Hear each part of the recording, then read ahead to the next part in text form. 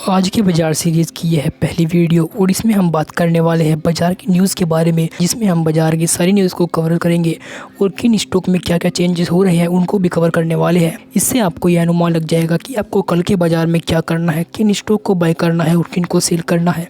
तो चलिए शुरू करते हैं अपनी वीडियो को। देखते हैं सबसे पहली न्यूज़ आ रही है एनएचपीसी की तरफ से, जिसका शेयर पिछले कुछ दिनों में लगातार बढ़ रहा था। अभी कुछ दिनों से इसका शेयर डाउन जा रहा है, जो घटकर 102.80 रुपये पर आ गया है। यानी एक दिन में ही इस शेयर में 2.37% की गिरावट आई है। एनएचपीसी की तरफ से एक न्यूज़ और आई है कि यह कंपनी दावा कर रही है कि यह अपना 4 यूनिटों पर 32 सेकंड हाइड्रो इलेक्ट्रिक प्रोजेक्ट दिसंबर 2024 तक कंप्लीट कर देगी। साथ ही इस कंपनी के चार्ट में भी एक बड़ी हलचल देखने को मिली है, जिसके अंदर इस कंपनी के चार्ट ने अपने पास्ट रेजिस्टेंस को क्रॉस किया है। यानी अगर कल के दिन यह से तोड़ देता है तो यह डाउन जाएगा, और अगर कल के दिन यहाँ से ग्रीन कैंडल बनती है तो यानी यह शेयर यहाँ से ऊपर की ओर जा सकता है। सो यहाँ पर बाइंग करने का अच्छा ऑप्शन बन जाएगा। एंड दूसरी बात यह है कि शेयर में आ रही गिरावट सेंसेक्स और निफ्टी की भारी गिरावट की वजह से भी हो सकती है, तो यह देखने को मिलेगा कल की मार्केट में। न्यूज़ आ रही है सुज़लोन कंपनी की तरफ से, जिसमें सुज़लोन ने अपना Q4 रिजल्ट शो किया है, जिसमें यह बताया गया है कि सुज़लोन कंपनी में ईयर ऑन ईयर 21% का ड्रॉप आया है।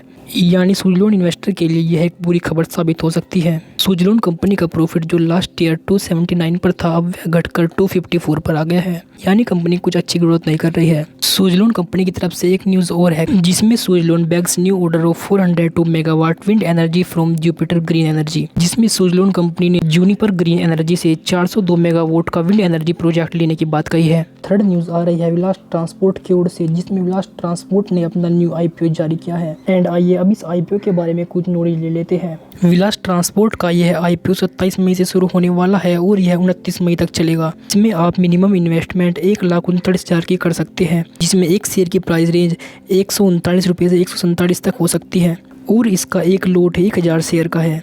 एंड कंपनी ने 95 करोड़ रुपए का इशू साइज शो किया है। अगर आप इसमें एज अ रेगुलर इन्वेस्ट करते हैं तो आपको मिनिमम 2 लाख से ज़्यादा रुपए इन्वेस्ट करने होंगे।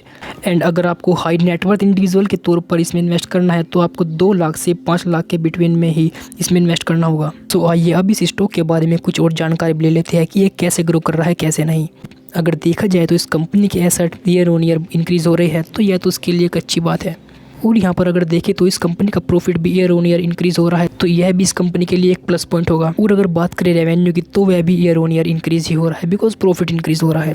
सो यह कंपनी अपने पास्ट ईयर में पॉजिटिवली ही ग्रो कर रही है। एंड इसके अगर पिछले सालों के प्रॉफिट देखें तो वह भी कुछ इस तरह है, जो कि ईयर ऑन ईयर ग्रो ही हो रही है। एंड टैक्स के बाद भी इसका प्रॉफिट अच्छा खासा ग्रो हो रहा है। यानी यह एक स्मॉल कैप कंपनी है, इसे देखने के बाद ये लग रहा है।